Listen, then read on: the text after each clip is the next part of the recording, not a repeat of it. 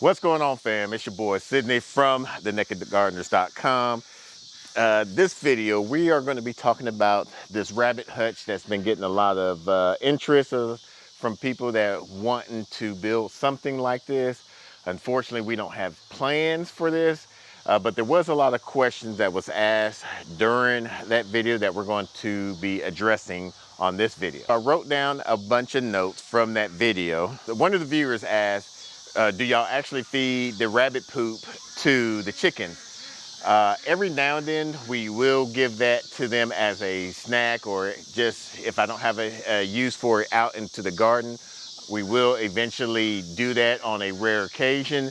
We don't make it a everyday diet for them because you want to kind of do it in moderation.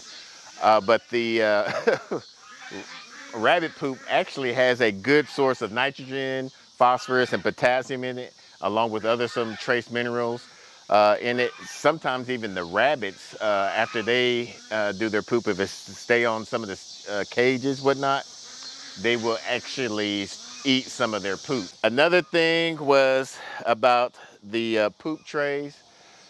With the poop trays, we decided to do it this way at first. It's been very helpful, especially when we had all 5 rabbits up in here.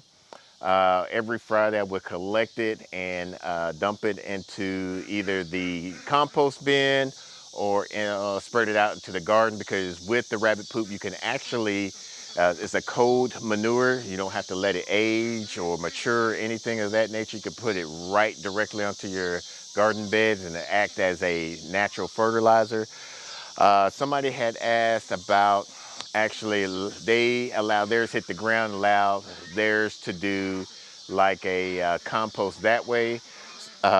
We kind of did that on our second coop, where we kind of did it like a raking style, basically a Joe Salatin raking style, where since some of our Top Gun crew, they do a lot of free ranging, sometimes they come in here and grab up on some of the rabbit poop that's on there, especially with this heat. There's been some maggots from the flies, so they'll come in here and eat some of the maggots and whatnot. So we're trying out this location. I actually almost kind of like this, the way we're doing this rabbit poop, because with this one, it allows the rabbit poop to dry out, and it's easier to collect. So we just might be able to start letting those dry out even better, and maybe even try shipping it out. So stay tuned for that. So this one was a funny comment. I wouldn't say a funny comment, it's concern. I'm gonna let y'all know up front, we did a video about every animal on this homestead has a particular job, that they will have that one bad moment eventually later on in life. So if that's something that you don't want to see, hey, you can click the channel, click to the next video, do whatever. But that's something that we do. We don't preach that y'all should do it. We just something that we do it ourselves, and we don't want to have people that do vegan or animal cruelty, whatever like that, force their opinion onto us. That's not the case. But somebody mentioned that you got these rabbits in cages, they should be able to roam free and stuff. Like, these rabbits was not bred for that particular reason. They even asked, how do you sleep at night? So I replied back to them with a ceiling fan on and the AC on, or at 68 degrees. I sleep very comfortable. That we know every one of our animals have a good quality way of life.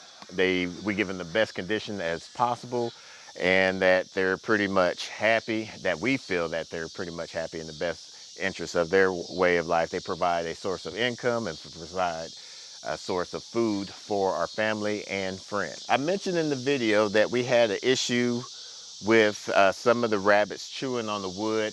Now this is all untreated pine wood, so pine is something that the rabbits can chew on safely, and I feel like it's not an issue just yet. I mean, yes, they do chew on, especially on their nesting box, but we'll touch on a little bit later. I'm not too worried about it.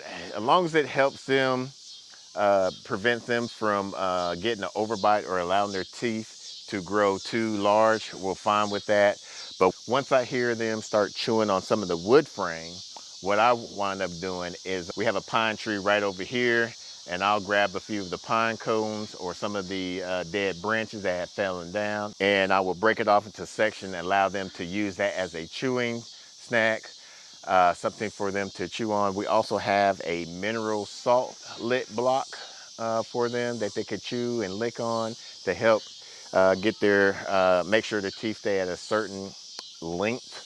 But other than that, that's something that we're not too worried about just yet. Some people mentioned that applying Tabasco sauce on where they're chewing at. I don't feel like wasting Tabasco sauce like that. Another person mentioned about doing neem oil, rubbing some neem oil across there, since it is a smelly but non-toxic, since it's coming from a plant where the areas that we notice that they're chewing from. That might be something that we might look into later on if we find that one of the rabbits has a big chew problem. Another person mentioned about either doing like a drywall molding or aluminum angle iron around where they're chewing at to prevent them from doing that. That might be a possible solution. When we first got these rabbits, minus one got loose from a dog attack, 2 dog attacks, but one got loose from the first dog attack. We had them all in this A2VIN Hutch here that we got from A2VIN. It's a great, I wouldn't say homesteader hutch, but if you have in the backyard or in-house rabbits, this will be a perfect scenario hutch for you to keep your rabbits in. The only drawback I saw about this is the gauge wire was not thick. It was very easy to push through and break, especially when the dogs had broke through. And there was no underlayment to prevent the rabbits from digging out if there was a chance. So I built a frame for that particular A2VIN rabbit hutch to prevent that from happening, and I kind of raised it up just as slightly so I can put one of these cement mixers in so we could collect the poops from there. But that, we kept all 5 of those in there. It was 2 bucks and 3 does. And that was, they were probably like 2, maybe 3 months old. I think they were probably 4 months old. But we had plenty enough time for them to hit the 6 months age before we were going to originally separate the rabbits. But with that dog attack, like I mentioned before, we had to expedite the building of this, and there was no plans on the internet or YouTube that was available. So I basically had to wing this. And I think I've asked Bo from back then, they were called Better Together Life. Now they're called Better Together Homestead. And they kind of went over the measurements from there. And so I just kind of winged it with each section department for the rabbits. If anybody is good with SketchUp or good with drawings, I would like to get with you and see what we can do to make some plans for this, because I know a lot of people have been asking about it. And so what I would like to do is be able to collaborate, come out with a ebook of some blueprints on this, so that can be for everyone that's interested in building something similar. Now, to piggyback off of about getting the plans for this, like I said, I didn't have any plans, so I just purchased a bunch of lumber to do this, along with some of these hardware cloth that we already had. I think we had to go purchase some of the panels for the roofing to keep the rain off of the rabbits here. But all in all, I couldn't tell you. But once we get those plans about, I would say it was roughly about $500 back then. I'm not sure how much it would be now. One viewer mentioned that with these hooks, that these hooks were overkill. My opinion, I don't think it's an overkill, because when you have predators that's willing to burn the calories to get inside of here, I want them to burn as much calories as possible to make this if they do get one of our rabbits, be worthwhile. But after building this, we had the dogs, the wild dogs or neighboring dogs, come back and try to get the rabbits inside here, and they had a hard time to even try to even do anything. Our rabbits kind of got stressed out about it. We saw them bumping up around, you know, just kind of getting all scared and whatnot, but through our cameras that we had. And we were able to scare them off without harming any additional rabbits from our first attack on the dogs.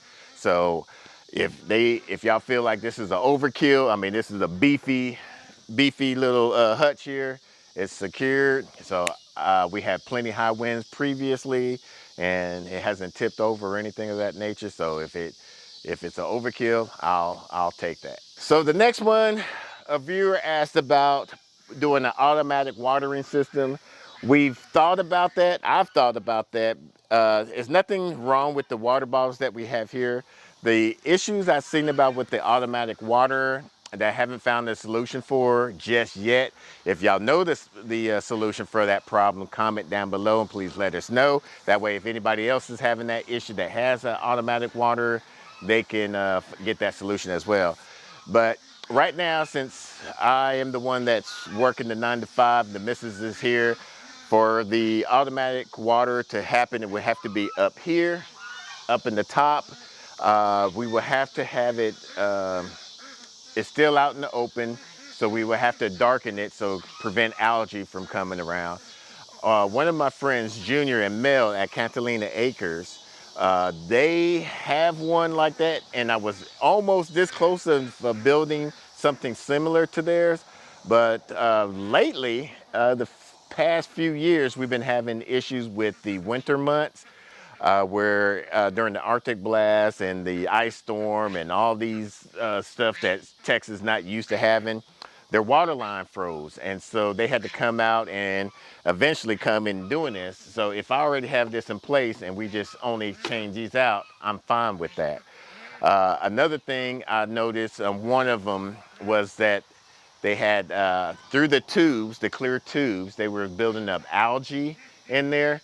I think there is a black food graded tube that you can use, but then how do you know if it's full, clogged, or whatnot? But if we do figure out a system to make an automatic water system, if I can prevent it from getting freeze, and then we got these hot summer months in Texas where we've been, the last 45 days at least, been in the triple digit weather. The sun is going to be baking that water reservoir at top, and so when they start to try to nibble on that nippler, it's going to be kind of warm, probably a little bit too warm. But we're fine with doing it like this for right now. We also give them an extra water bowl dish inside of their cage to kind of help alleviate some of the heat stress that they probably may have faced. So like I said, if you have a solution for that problem, or you know somebody that is doing that already, comment down below, let us know, so maybe we can incorporate that idea with our watering system. So we're going to go back to the poop trays.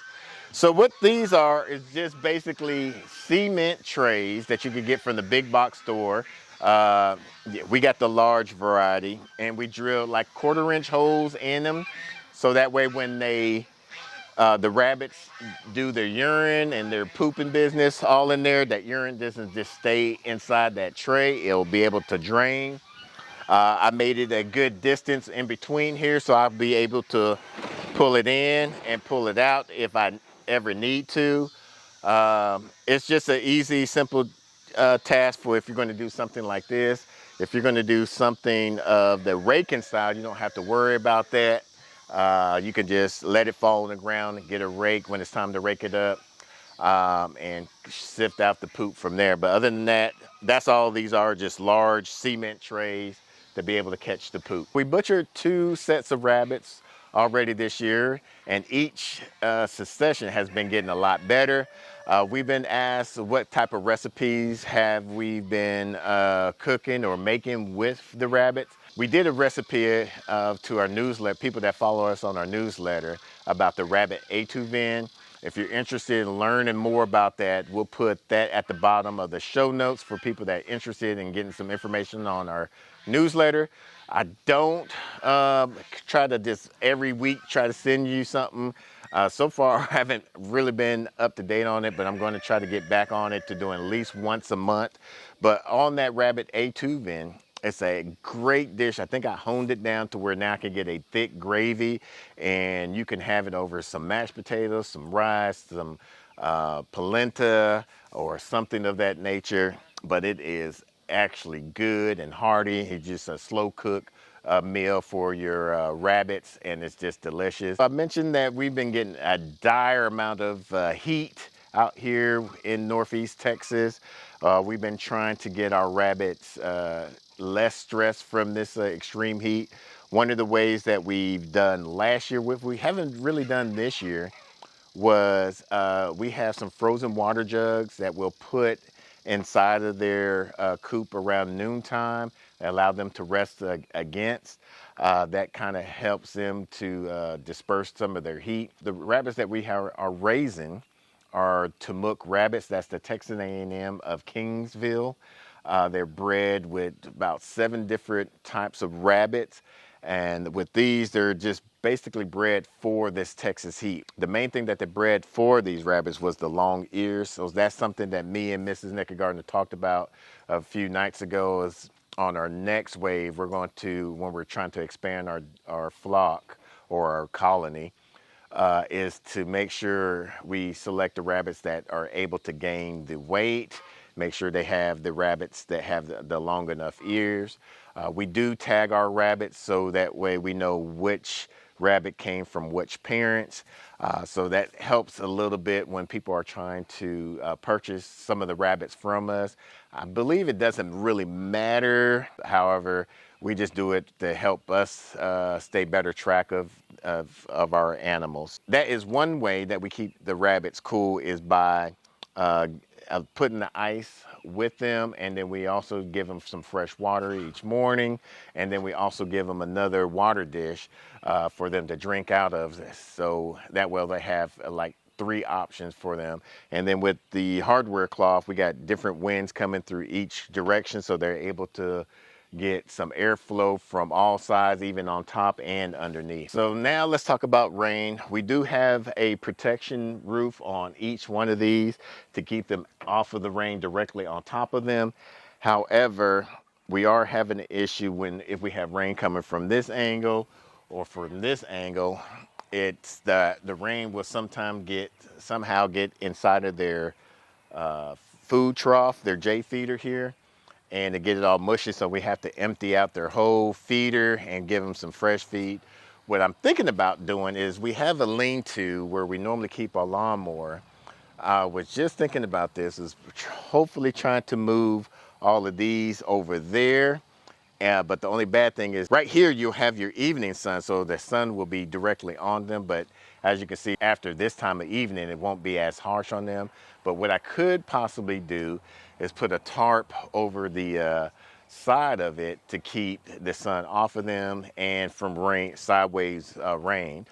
Or what we could possibly do is, we have an empty barn where we could put them in the large boom boom barn once we get that all settled up. But I think the lean-to might be one of the next easiest options for them. But other than that, we try to keep them out the rain as much as possible. I might eventually, I still got to do a lot more stuff on here.